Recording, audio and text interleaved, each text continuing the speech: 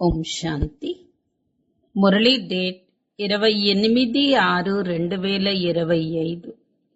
ఈరోజు బాబా చెప్తున్నారు, స్వ ఉన్నతి జరగాలి అంటే రోజు రాత్రి పూట మన చార్టుని చెక్ చేసుకోవాలి. ఈ రోజు నేను ఎవరికీ దుఃఖాన్ని ఇవ్వలేదు కదా అని పరిశీలించండి. బాబా ఎప్పుడూ చెప్తూ ఉంటారు, మన ద్వారా ఎవరికీ దుఃఖం కలగకూడదు. దుఃఖాన్ని ఇచ్చినట్లయితే దుఃఖాన్నే పొందుతారు అనేది. మహాను సౌభాగ్యవంతులైన పిల్లల్లో సాహసం ఉంటుంది. ఏం సాహసం? కలిసి ఉంటూ కూడా పవిత్ర జీవితాన్ని గడిపే సాహసం ఉంటుంది. బాబా పైన నిశ్చయం, బాబా జ్ఞానం పైన నిశ్చయంతో ఉంటారు. పరస్పరం చెడు భావము, చెడు దృష్టి అనేది ఉండదు. సోదరి సోదరులము అన్న భావన ఉంటుంది. మేమిద్దరము శివబాబా టీచర్కి విద్యార్థులము అనుకుంటారు. ఈ సాహసం ఎప్పుడొస్తుంది? స్వయానికి ఆత్మ అనుకున్నప్పుడే ఈ సాహసం వస్తుంది. ఎవరైతే గృహస్థంలో ఉంటూ కూడా పవిత్ర భావాలతో ఉంటారో వారే సౌభాగ్యవంతులు. అదృష్టవంతులే ఈ సాహసాన్ని కూడా చెయ్యగలుగుతారు. రోజంతా మన నోటి నుంచి బాబా బాబా అనే మాట వస్తూనే ఉండాలి. ప్రదర్శనలో ఎవరికైనా అర్థం చేయించేటప్పుడు తక్కువలో తక్కువ కనీసం 1000 సార్లైనా మన నోటి నుంచి బాబా అన్న పదం రావాలి. ఈ కళ్ళతో అన్నీ చూస్తూ కూడా బుద్ధితో ఒక్క బాబాని జ్ఞాపకం చెయ్యాలి. పరస్పరం మాట్లాడుతూ కూడా 3వ నేత్రం ద్వారా ఆత్మను, ఆత్మిక తండ్రిని చూసే అభ్యాసం చెయ్యాలి. వర్తమాన సమయం, మనమున్న యుగము, మనం ఉన్న సమయం చాలా చాలా విలువైనటువంటిది. సంగమ సమయం చాలా విలువైనటువంటిది. ఒక్కటి చేస్తే 1,00,000 రెట్లు పొందుతాము అంటారు. అలాగే ఒక్క క్షణం వ్యర్థంగా అవుతే 1,00,000 రెట్లు వ్యర్థమవుతుంది. కాబట్టి జాగ్రత్తగా నడవాలి. ఎక్కడ అటెన్షన్ ఉంటుందో అక్కడ నిర్లక్ష్యం కనపడదు. అందుకని సమయమంతా గడిచిపోయినాక తర్వాత బాధపడితే సమయం తిరిగి రాదు. సమయం విలువైనటువంటిది. ఎవరైతే ప్రతి క్షణాన్ని, ప్రతి సంకల్పాన్ని అమూల్యంగా గడుపుతారో వారే అమూల్యమైనటువంటి రత్నాలు. సమయం విలువైనటువంటివి, ఆలోచనలు విలువైనటువంటివి. వీటిపైన జాగ్రత్తగా ఉండాలి. ఎవరైతే సదా యోగయుక్తంగా ఉంటారో వారు సహయోగాన్ని అనుభవం చేస్తారు. యోగికి అందరూ సహయోగిగా ఉంటారు. వారే విజయీలుగా అవుతారు. ఎవరం? మనమందరం అమూల్య రత్నాలం. మనం ఈరోజు సమయం పైన, సంకల్పాల పైన జాగ్రత్త చూపించాలి. ఈ రోజటి మధుర మహావాక్యాలు. మధురమైన పిల్లలు, మీ ఉన్నతి కోసం రోజు రాత్రి వేళ పడుకునే ముందు మీ చార్టుని చూసుకోండి. నేను రోజంతటిలో ఎవరికీ దుఃఖాన్నైతే ఇవ్వలేదు కదా అని పరిశీలించుకోండి. ప్రశ్న: మహాను సౌభాగ్యవంతులైన పిల్లల్లో ఏ సాహసం ఉంటుంది? జవాబు: మహాను సౌభాగ్యవంతులెవరైతే ఉంటారో వారు స్త్రీ పురుషులు ఇరువురూ కలిసి ఉంటూ కూడా సోదరులుగానే ఉంటారు. స్త్రీ పురుషులము అన్న భావం ఉండదు. పక్కా నిశ్చయ బుద్ధి కలిగి ఉంటారు. నేను విద్యార్థినే, తాను విద్యార్థియే, కావున సోదరి సోదరులవుతాము అని పిల్లలు వెంటనే అర్థం చేసుకుంటారు. ఎప్పుడైతే స్వయాన్ని ఆత్మగా భావిస్తారో అప్పుడే ఈ సాహసం కొనసాగగలదు. పాట: ఓ ప్రాణి, నీ ముఖాన్ని చూసుకో. ఓం శాంతి. నేను ఎవరికీ దుఃఖాన్ని ఇవ్వలేదు కదా, మరియు ఎంత సమయం బాబాని గుర్తు చేశాను అని. నిద్రించే సమయంలో మీ చార్ట్ చూసుకోండి అని బాబా ప్రతిరోజు పిల్లలకు అర్థం చేయిస్తారు. ముఖ్యమైన విషయం ఇదే. నేను ఎంతగా తమో ప్రధానం నుండి సతో ప్రధానంగా అయ్యాను అని మీ లోపల పరిశీలించుకోండి అని పాటలో కూడా అంటారు. నా మధురమైన తండ్రిని రోజంతటిలో ఎంత సమయం స్మృతి చేశాను. ఏ దేహదారిని స్మృతి చెయ్యకూడదు. మీ తండ్రిని స్మృతి చెయ్యండి. ఇప్పుడిక తిరిగి వెళ్ళాలి అని ఆత్మలందరికీ చెప్పటం జరుగుతుంది. ఎక్కడకు వెళ్ళాలి? శాంతిధామానికి వెళ్ళి మళ్ళీ కొత్త ప్రపంచంలోకి వెళ్ళాలి. ఇది పాత ప్రపంచం కదా. ఎప్పుడైతే బాబా వస్తారో అప్పుడు స్వర్గ ద్వారాలు తెరుచుకుంటాయి. ఇప్పుడు మనం సంగమ యుగంలో కూర్చున్నాము అని పిల్లలైన మీకు తెలుసు. ఇది కూడా అద్భుతమే. సంగమ యుగంలో వచ్చి స్టీమర్లో కూర్చొని మళ్ళీ దిగి వెళ్ళిపోతారు.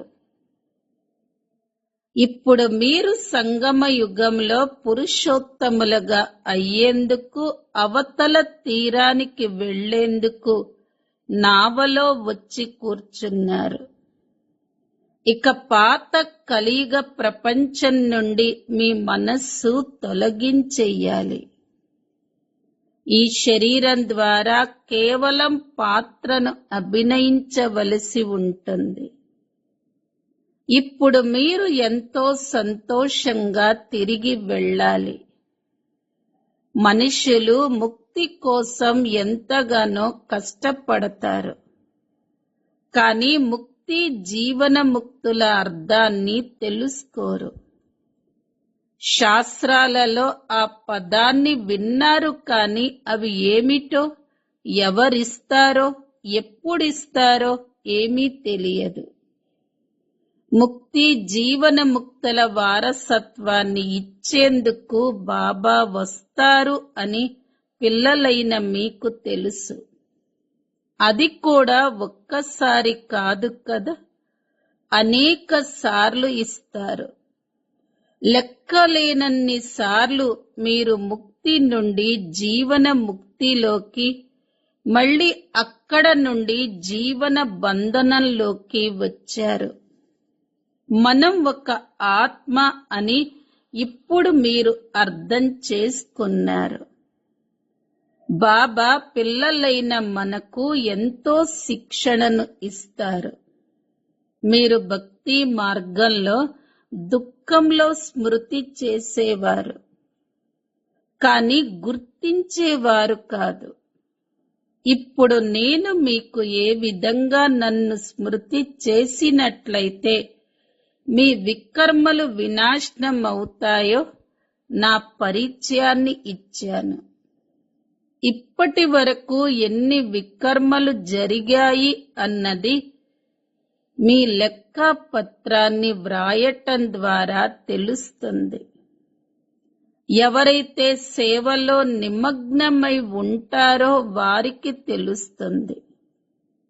పిల్లలకు సేవ అభిరుచి ఎంతగానో ఉంటుంది. పరస్పరం కలుసుకొని చర్చించుకొని మనుషుల జీవితాన్ని వజ్రతుల్యంగా చేసే సేవ చెయ్యటానికి వెళతారు. ఇది ఎంతటి పుణ్య కార్యం! ఇందులో ఖర్చు మొదలైన వాటి విషయం కూడా ఏమీ లేదు. కేవలం వజ్రతుల్యంగా అయ్యేందుకు బాబాని స్మృతి చెయ్యాలి. గోమేధికము మొదలగు పేర్లు ఏవైతే ఉన్నాయో అవి కూడా మీవే. ఎంతగా స్మృతిలో ఉంటారో అంతగా వజ్రతుల్యంగా అయిపోతారు. కొందరు మాణిక్యంగా ఉంటే కొందరు గోమేధికంగా అవుతారు. నవరత్నాలు ఉంటాయి కదా, ఏదైనా గ్రహచారం పట్టుకుంటే నవరత్నాల ఉంగరాన్ని ధరిస్తారు. భక్తి మార్గంలో ఎన్నో మంత్రాలు ఇస్తారు. ఇక్కడ అన్ని ధర్మాల వారికి ఒకే మంత్రం మన్మనాభవ.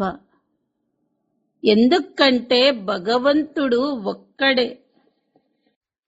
మనుషుల నుండి దేవతలుగా అయ్యేందుకు లేక ముక్తి జీవన ముక్తులను పొందేందుకు పురుషార్థం ఒక్కటే. కేవలం బాబాని స్మృతి చెయ్యాలి. కష్టమైన విషయం ఏదీ లేదు. నాకు స్మృతి ఎందుకు నిలవటం లేదు అని ఆలోచించాలి. రోజంతటిలో నేను ఇంత తక్కువగా ఎందుకు స్మృతి చేశాను అని పరిశీలించుకోవాలి. ఈ స్మృతి ద్వారా మనం సదా ఆరోగ్యవంతులుగా నిరోగులుగా అవుతున్నప్పుడు మరి మన చార్టు వ్రాసుకొని ఉన్నతిని ఎందుకు పొందకూడదు? 3-4 రోజులు చార్టు రాస్తారు, మళ్ళీ మర్చిపోయేవారు ఎందరో ఉన్నారు. ఎవరికైనా అర్థం చేయించటం చాలా సహజం. కొత్త ప్రపంచాన్ని సత్య ప్రపంచమని మరియు పాత ప్రపంచాన్ని కలియుగము అని అంటారు. కలియుగం మారి సత్యుగంగా అవుతుంది. బదిలీ జరుగుతుంది. కావుననే మనం అర్థం చేయిస్తున్నాము. ఆ నిరాకారుడైన తండ్రే బ్రహ్మ తనువులోకొచ్చి మనల్ని చదివిస్తున్నారు అన్న పక్కా నిశ్చయం కూడా కొంతమంది పిల్లల్లో లేదు. అరే బ్రాహ్మణులు ఉన్నారు కదా, బ్రహ్మ కుమారి కుమారులుగా పిలవబడతారు. దాని అర్థమేమిటి?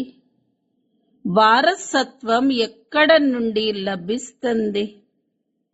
ఎప్పుడైతే ఎంతో కొంత ప్రాప్తి లభిస్తుందో అప్పుడే దత్తత తీసుకోవటం జరుగుతుంది. బ్రహ్మ పిల్లలైన మీరు బ్రహ్మ కుమారి కుమారులుగా ఎందుకయ్యారు? మీరు నిజంగానే అయ్యారా? లేక ఇందులో కూడా కొందరికి సంశయం ఉంటుందా? మహాను సౌభాగ్యవంతులైన పిల్లలు స్త్రీ పురుషులు కలిసి ఉంటూ కూడా సోదరులుగానే ఉంటారు. స్త్రీ పురుషులము అన్న భావన ఉండదు. పక్కా నిశ్చయ బుద్ధి లేకపోతే స్త్రీ పురుషులము అనే దృష్టిని మార్చుకోవటంలో కూడా సమయం పడుతుంది. మహాను సౌభాగ్యవంతులైన పిల్లలు నేను విద్యార్థినే తాను విద్యార్థియే. కావున సోదరి సోదరులవుతాము అని వెంటనే అర్థం చేసుకుంటారు. ఎప్పుడైతే స్వయాన్ని ఆత్మగా భావిస్తారో అప్పుడే ఈ సాహసంతో నడవగలుగుతారు. ఆత్మలందరూ సోదరులే. మళ్ళీ బ్రహ్మ కుమారి కుమారులుగా అవ్వటంతో సోదరి సోదరులుగా అయిపోతారు. కొందరు బంధన ముక్తులుగా కూడా ఉన్నారు. అయినా కానీ ఎంతో కొంత బుద్ధి అటువైపుకు వెళుతుంది. కర్మాతీత స్థితి ఏర్పడటంలో సమయం పడుతుంది. పిల్లలైన మీలో ఎంతో సంతోషం ఉండాలి. ఇందులో ఎటువంటి జంజాటము లేదు. ఆత్మలమైన మనం పాత శరీరము మొదలైనవన్నీ వదిలి బాబా వద్దకు వెళతాము. మనం ఎంతటి పాత్రను అభినయించాము. ఇప్పుడు చక్రం పూర్తవుతుంది. ఇలా మీతో మీరు మాట్లాడుకోవలసి ఉంటుంది. ఎంతగా మాట్లాడుకుంటూ ఉంటారో అంతగా హర్షితంగా ఉంటారు.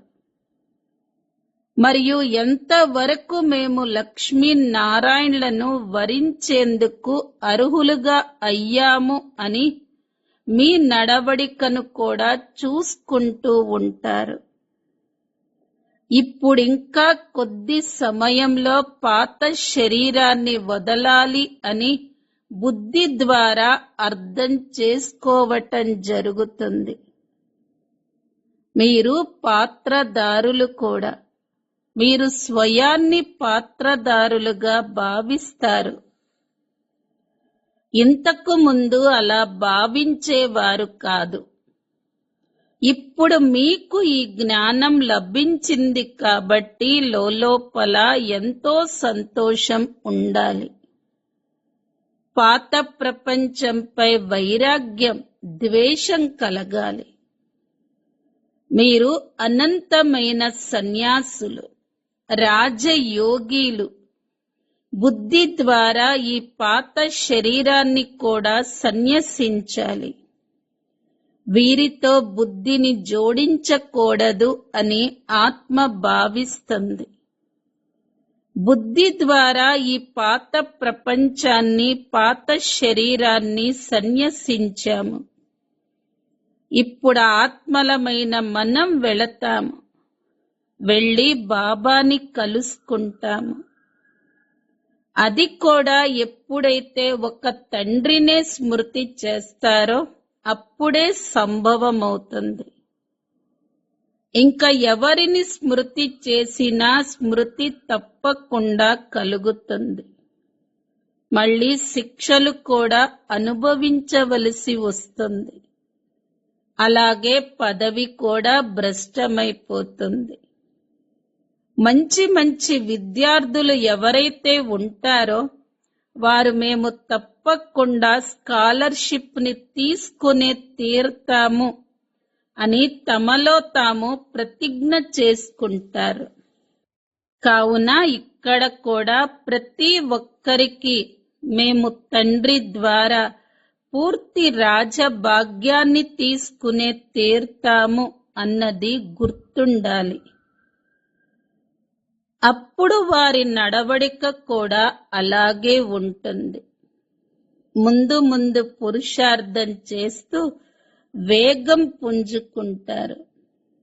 ఎప్పుడైతే రోజు సాయంత్రం వేళలో మీ స్థితిని పరిశీలించుకుంటారో అప్పుడే అది సంభవమవుతుంది. బాబా వద్దకు ప్రతి ఒక్కరి సమాచారం వస్తుంది కదా. బాబా ప్రతి ఒక్కరిని అర్థం చేసుకోగలరు. మీలో అది కనిపించటం లేదు అని బాబా కొందరితో అనేస్తారు. ఈ లక్ష్మీనారాయణలాగా తయారయ్యే చిహ్నాలు కనిపించటం లేదు. మీ నడవడిక అన్నపానాదులను చూసుకోండి. సేవ ఎక్కడ చేస్తున్నారు, మరక్కడ ఏమవుతారు అని అంటారు.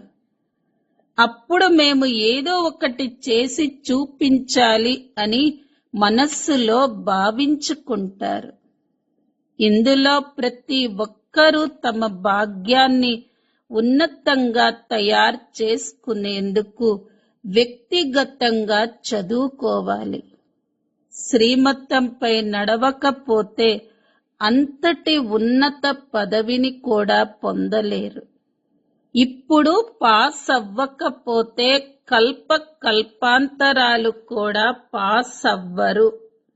మేము ఏ పదవిని పొందేందుకు అర్హులుగా ఉన్నాము అన్నది మీకు సాక్షాత్కారమవుతుంది.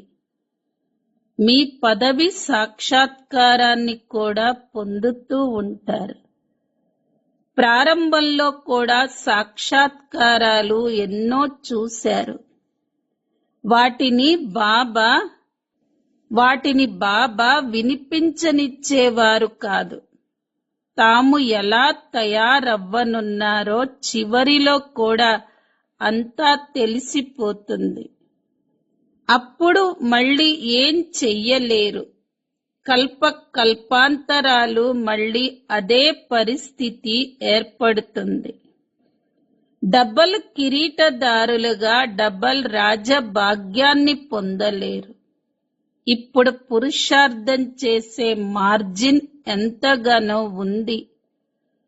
త్రేతాయుగ అంతమం వరకు 16,108 పెద్ద మాల తయారవ్వనున్నది. నరుడు నుండి నారాయణుడిగా అయ్యే పురుషార్థం చేసేందుకే మీరు ఇక్కడకు వచ్చారు.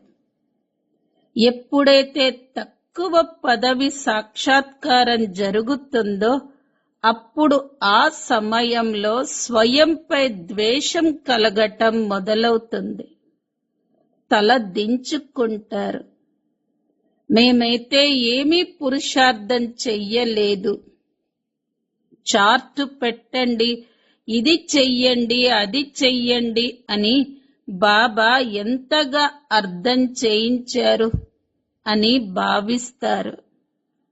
కావుననే బాబా ఏ పిల్లలైతే వస్తారో వారందరి ఫోటోలు ఉండాలి అని అంటారు.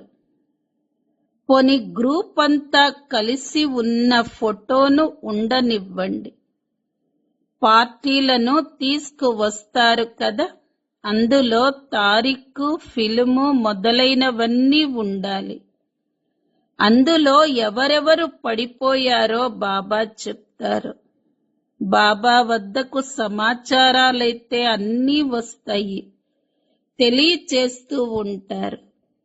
ఎంతమందిని మాయ ఎత్తుకెళ్ళింది, అంతమైపోయారు. పిల్లలు కూడా ఎంతో మంది పడిపోతూ ఉంటారు.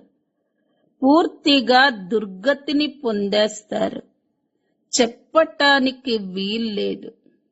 కావుననే పిల్లలు జాగ్రత్తగా ఉండండి అని బాబా అంటారు.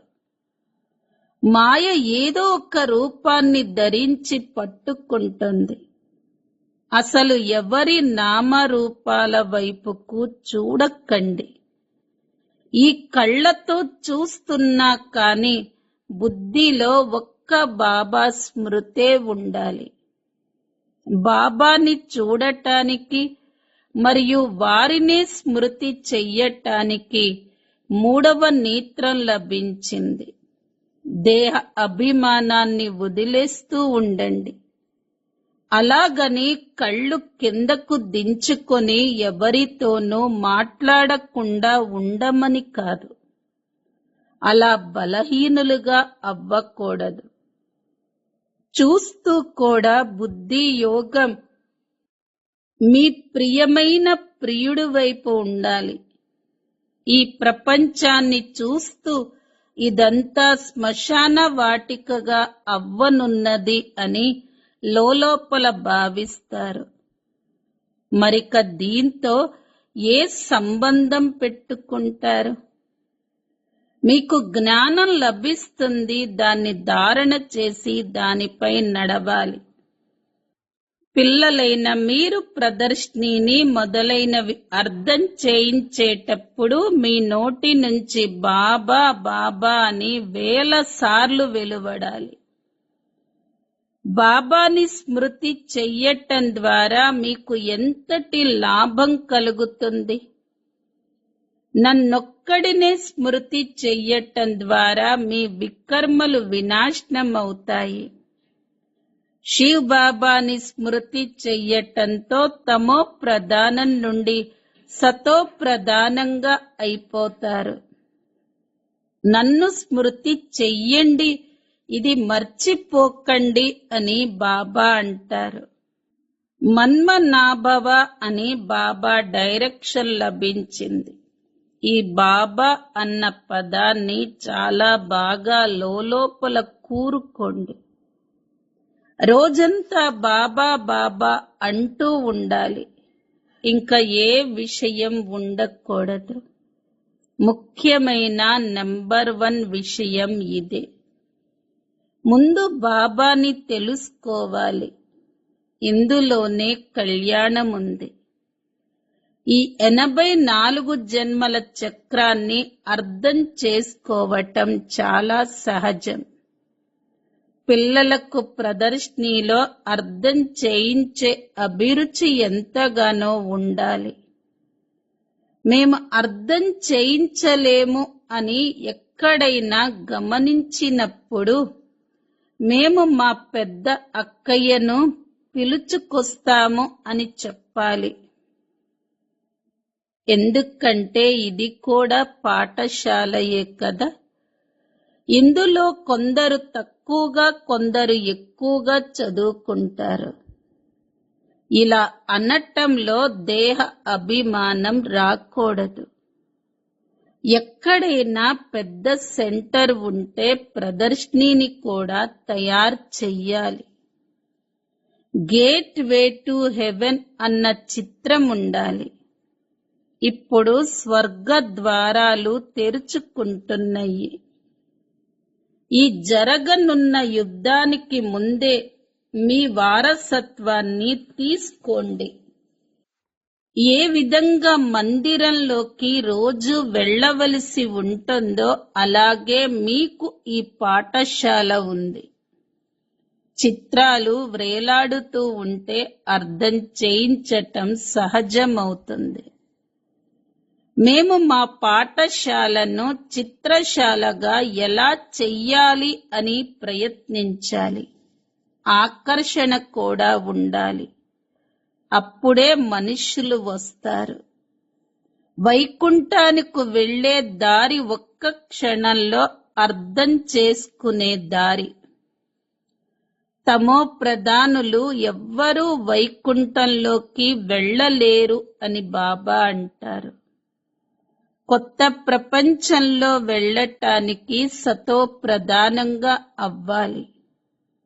ఇందులో ఎటువంటి ఖర్చు లేదు.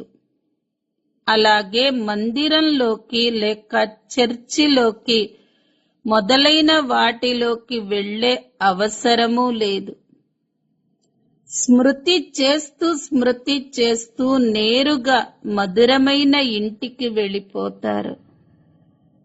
మీరు అపవిత్రుల నుండి ఈ విధంగా పవిత్రులుగా అయిపోతారు అని నేను గ్యారెంటీ ఇస్తున్నాను. చక్రంలో పెద్ద గేటును పెట్టాలి. స్వర్గద్వారం ఎలా తెరుచుకుంటుంది? ఎంత స్పష్టంగా ఉంది. నరక ద్వారాలు మూసుకుపోనున్నాయి. స్వర్గంలో నరకము అన్న మాటే ఉండదు. కృష్ణుణ్ణి ఎంతగా తలుచుకుంటారు, కానీ అతడు ఎప్పుడొస్తాడో ఎవ్వరికీ తెలియదు. ఏమీ తెలియదు. అసలు తండ్రి గురించే తెలియదు. భగవంతుడు మనకు మళ్ళీ రాజయోగాన్ని నేర్పిస్తున్నారు అన్నది గుర్తున్నా ఎంత సంతోషం ఉంటుంది. మేము ఈశ్వరుడైన తండ్రి విద్యార్థులము అన్న సంతోషం కూడా ఉండాలి. దీనిని ఎందుకు మర్చిపోవాలి? అచ్చా, మధురాతి మధురమైన ఆత్మిక పిల్లలకు మాతా పిత బాప్ దాదాల ప్రియ స్మృతులు మరియు గుడ్ మార్నింగ్. ఆత్మిక పిల్లలకు ఆత్మిక తండ్రి నమస్తే. ఆత్మిక పిల్లలవి ఆత్మిక తల్లి తండ్రులకు ప్రియ స్మృతులు, గుడ్ మార్నింగ్ మరియు నమస్తే. ధారణ కోసం ముఖ్య సారం. మొదటి పాయింట్, రోజంతా మీ నోటి నుంచి బాబా బాబా అన్న పదమే వెలువడుతూ ఉండాలి. ప్రదర్శిని మొదలైనవి అర్థం చేయించేటప్పుడు తక్కువలో తక్కువ కనీసం 1000 సార్లైనా మీ నోటి నుంచి బాబా బాబా అన్న పదం వెలువడాలి. రెండో పాయింట్, ఈ కళ్ళతో అన్నీ చూస్తూ ఒక్క బాబా స్మృతి ఉండాలి. పరస్పరం మాట్లాడుకుంటూ కూడా మూడవ నేత్రం ద్వారా ఆత్మను మరియు ఆత్మిక తండ్రిని చూసే అభ్యాసం చెయ్యాలి. వరదానం, ప్రతి క్షణం మరియు సంకల్పాలను అమూల్య రీతిలో గడిపే అమూల్య రతన భవ. సంగమ యుగంలోని క్షణ కాలానికి కూడా చాలా ఎక్కువ విలువ ఉంది. ఏ విధంగా 1కి 1,00,000 రెట్లు తయారవుతుందో అలాగే ఒక్కవేళ ఒక్క క్షణమైనా వ్యర్థంగా పోయినట్లయితే 1,00,000 రెట్లు వ్యర్థంగా పోతుంది. కావున ఇంతటి అటెన్షన్ ఉంచినట్లయితే నిర్లక్ష్యం తొలగిపోతుంది. ఇప్పుడైతే ఎటువంటి లెక్కను తీసుకోరు, కానీ కొద్ది సమయం తర్వాత పశ్చాత్తాపం కలుగుతుంది. ఎందుకంటే ఈ సమయానికి చాలా విలువ ఉంది. ఎవరైతే తమ ప్రతి క్షణాన్ని, ప్రతి సంకల్పాన్ని అమూల్య రీతిలో గడుపుతారో వారే అమూల్య రత్నాలుగా అవుతారు. స్లోగన్, ఎవరైతే సదా యోగయుక్తులో వారే సహయోగపు అనుభవాన్ని చేసుకుంటూ విజయులుగా అయిపోతారు. అవ్యక్త ప్రేరణ పాయింట్, ఆత్మిక స్థితిలో ఉండే అభ్యాసం చెయ్యండి, అంతర్ముఖులుగా అవ్వండి. ఆత్మ అన్న మాట స్మృతిలోకి రావటంతోనే ఆత్మీయతతో పాటుగా శుభ భావన కూడా వచ్చేస్తుంది. పవిత్ర దృష్టి ఏర్పడుతుంది. ఎవరైనా నిందిస్తున్నా కాని ఈ ఆత్మ తమోగుణి పాత్రను పోషిస్తూ ఉంది అన్న స్మృతి ఉన్నట్లయితే వారిని ద్వేషించరు. వారి పట్ల కూడా శుభ భావన ఏర్పడుతుంది. పొదుపు గుణం ద్వారా శ్రేష్టమైన కుశలతాపూర్వకమైనటువంటి నేతృత్వపు శక్తి. మమ్మాకు యజ్ఞం పట్ల చాలా స్నేహం ఉంది. యజ్ఞం యొక్క ప్రతి యజ్ఞంలో ఏ వస్తువు వ్యర్థం కావద్దు అని చెప్పేటువంటి వారు. మమ్మ ఒక్కొక్క ధాన్యపు గింజ పట్ల కూడా విశేషంగా శ్రద్ధ చూపించేటువంటి వారు. ఒక్కొక్క ధాన్యపు గింజ ఒక మొహరంతో సమానమని మమ్మ చెప్పేటువంటి వారు. ఈ పొదుపు యొక్క గుణంతోనే వారు కుశలతాపూర్వకమైనటువంటి నిర్వాహకురాలిగా అయ్యారు. యజ్ఞ పిల్లల యొక్క స్థూలమైన సూక్ష్మమైన ఆధ్యాత్మిక పాలన కూడా చేశారు మరియు పొదుపుతో నడవటం కూడా నేర్పించారు. మరి మనమందరం కూడా మమ్మ యొక్క ఈ గుణాన్ని అనుభవం చేసుకో, మమ్మ యొక్క ఈ గుణాన్ని మనం అనుసరిస్తూ యజ్ఞాన్ని సంభాలన చేద్దాం. ఏక్నామీ మరియు ఎకానమీ వారిగా అంటే ఒక్కరి వారిగా పొదుపు కలిగినటువంటి వారిగా అవుతాము. ఓం శాంతి.